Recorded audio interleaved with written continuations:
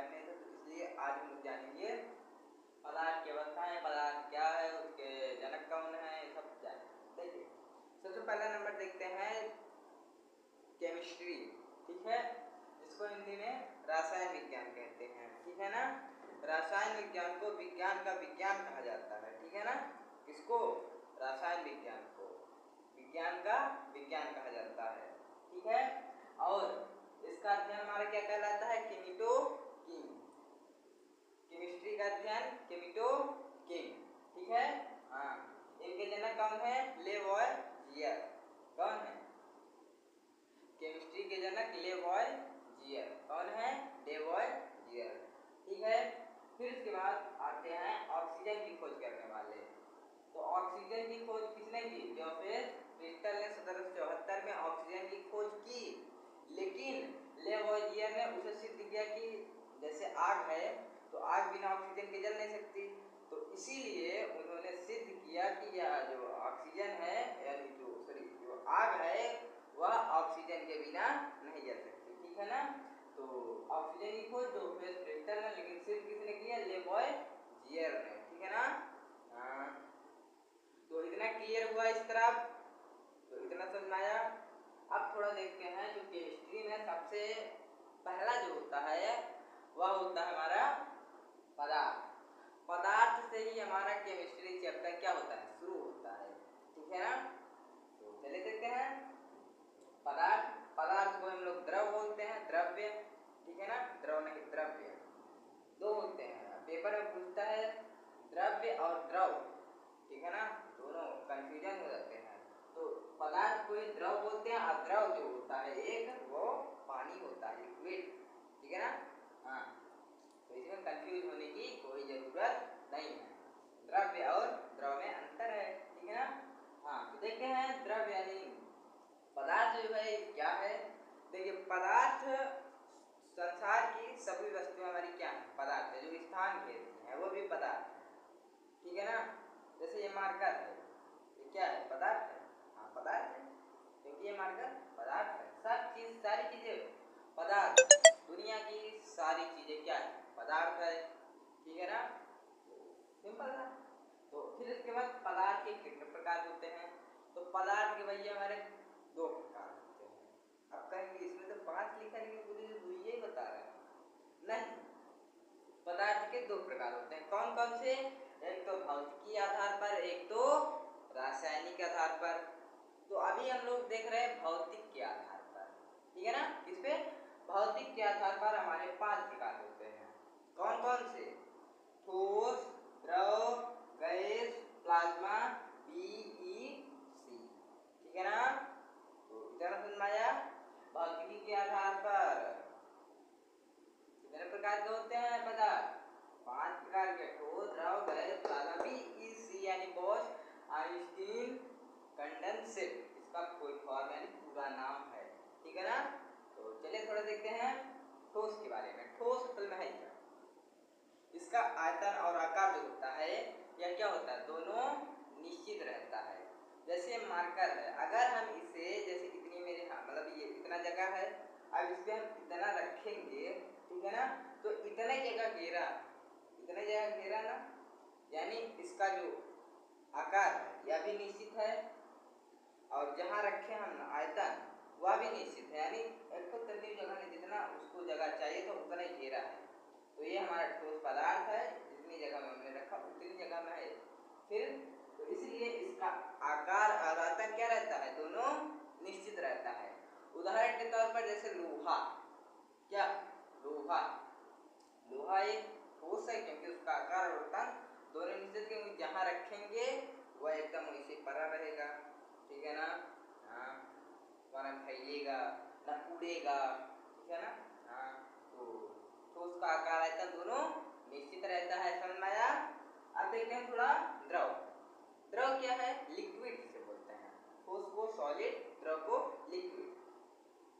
Liquid क्या है? Liquid यानी पानी, जिसका क्या होता है?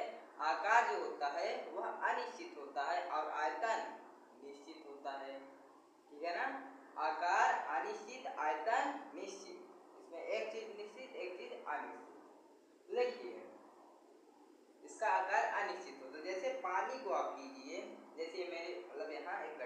ठीक है ना, क्या है, गड्ढा है। अब इसमें हम पानी रखेंगे तो एकदम यही, अगर हम यहाँ रखते हैं पानी तो यहाँ रहेगा, पूरा में कि फैल जाएगा ना, ना पानी पूरा फैल जाएगा, तो उसका आकार निश्चित नहीं है, वो जाए कोई दिक्कत नहीं है, ठीक है ना। हाँ, तो जो द्रव होता है इसका आकार अनिश्चित और आयतन निश्चित, क्योंकि जितने शेप में आप रखेंगे उतने में ही पूरा फैल जाएगा, ठीक है ना। हाँ, उदाहरण के तौर पर जैसे पानी, दूध, डीजल, ठीक है ना, ये सब क्या है, ये सब द्रव है, तो सुन में रहा है ना।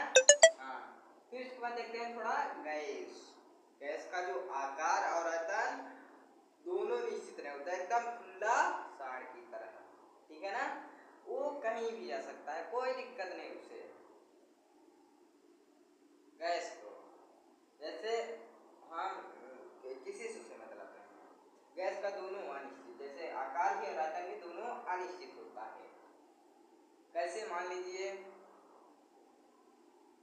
जैसे में आप लोग देखते होंगे जब खाना पकाते हैं, जो भात का भाप है, भाप ऊपर जाता है, वही गैस है, ठीक है ना।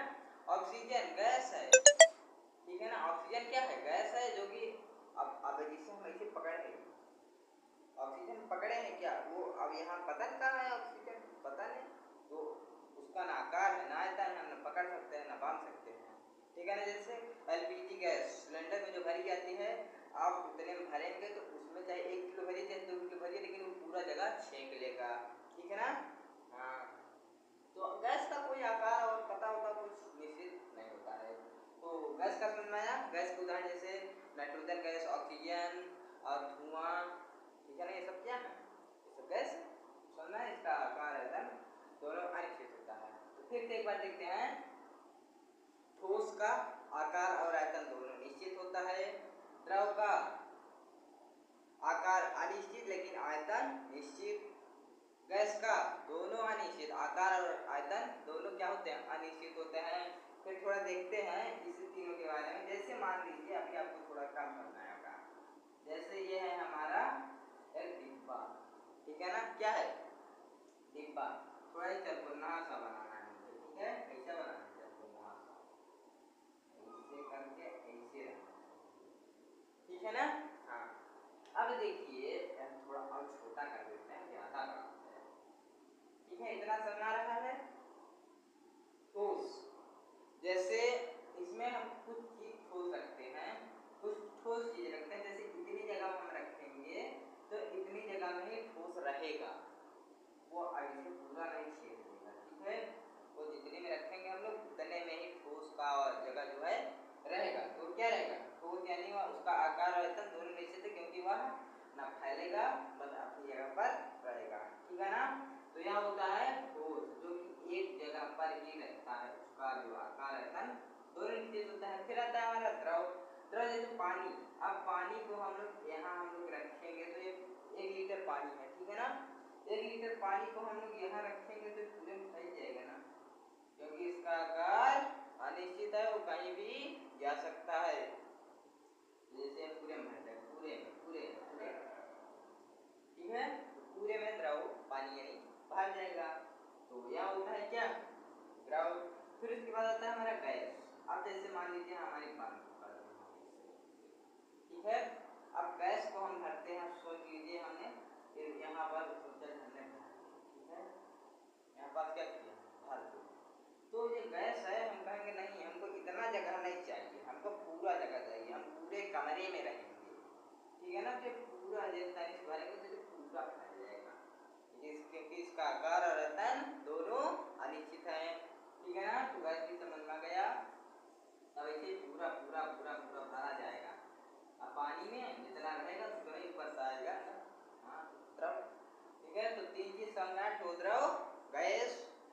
ठोस का आकार आयतन निश्चित, द्रव का आकार अनिश्चित, आयतन निश्चित, गैस का दोनों अनिश्चित, आकार आयतन दोनों अनिश्चित। फिर उसके बाद होता है प्लाज्मा।